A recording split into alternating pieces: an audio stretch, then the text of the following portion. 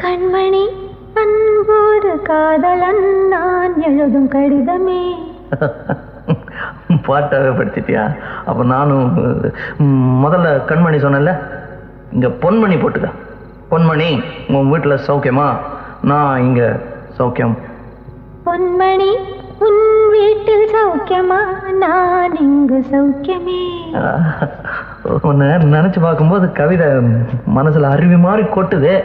ஆனா அதை எழுதணும்னு உட்காந்தா அந்த எழுத்து தான் வார்த்தை.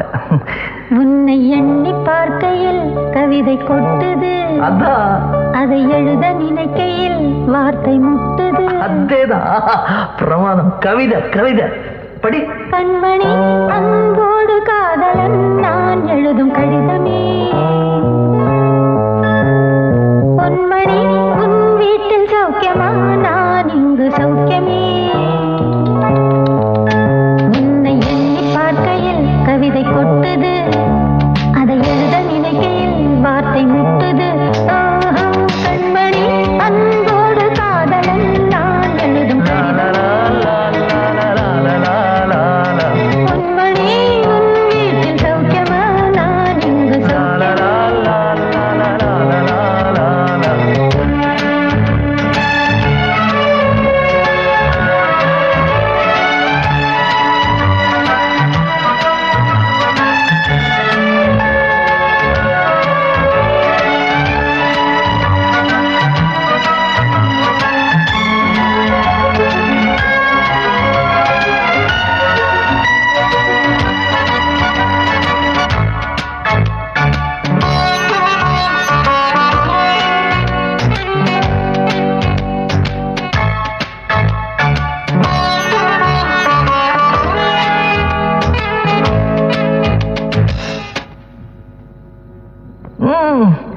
எனக்கு உண்டான காயம் அதை தன்னால ஆறிடும்.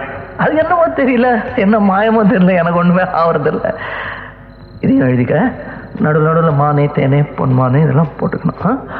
இது பாரு, எனக்கு என்ன காயம்னாலும் உன் உடம்பு தாங்கிடும். உன் உடம்பு தாங்குமா?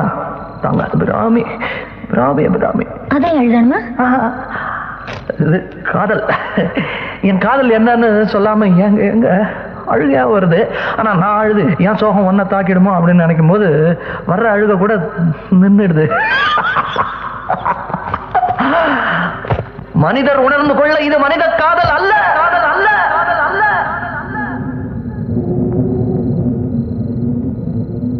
அதையும் தாண்டி புனிதமான புனிதமான புனிதமான புனிதமான